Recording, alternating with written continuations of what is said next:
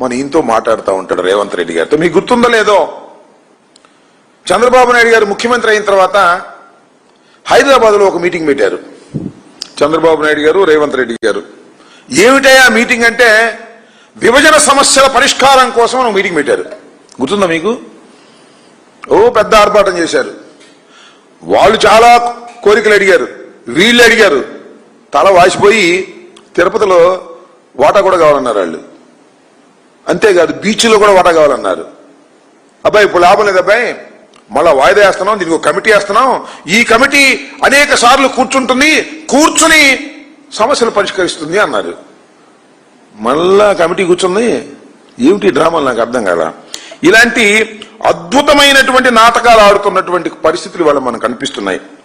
యాతావాత నేను చెప్పాలనుకుంటున్నది ఏంటంటే, చంద్రబాబు నాయుడు గారికి ఇక్కడ కాంగ్రెస్ బి టీం, ఆంధ్రప్రదేశ్లో చంద్రబాబు నాయుడు గారికి కాంగ్రెస్ పార్టీ ఒక బి టీం.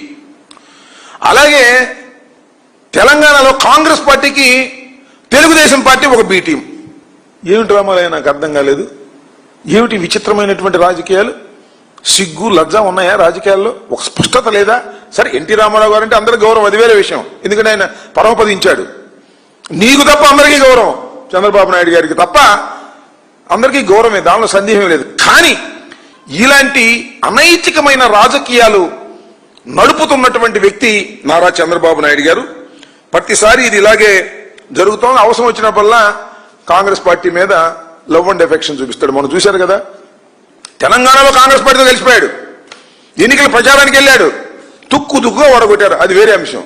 ఎప్పుడు ఏ పార్టీతో కలుస్తాడో చంద్రబాబు నాయుడు గారి రాజకీయం ఎవ్వరికీ తెలియనటువంటి రాజకీయం, మోసపూరితమైనటువంటి రాజకీయం.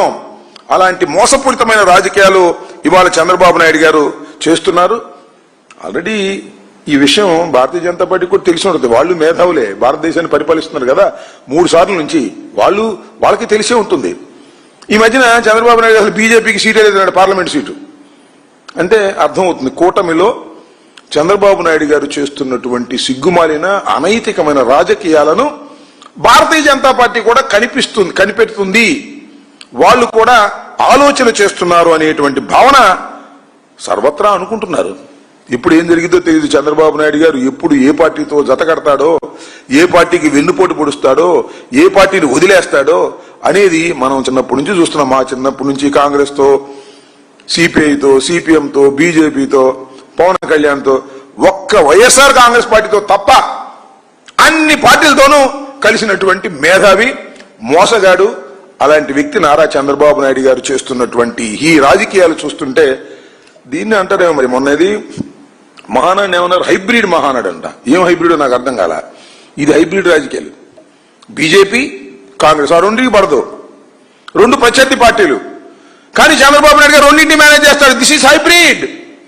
అద్భుతమైనటువంటి హైబ్రిడ్ రాజకీయాలు నారా చంద్రబాబు నాయుడు గారు చేస్తున్నారని చెప్పడానికి ఇంతకన్నా పచ్చి ఉదాహరణలు ఏమైనా ఉంటాయా నేను అడుగుతా ఉన్నా.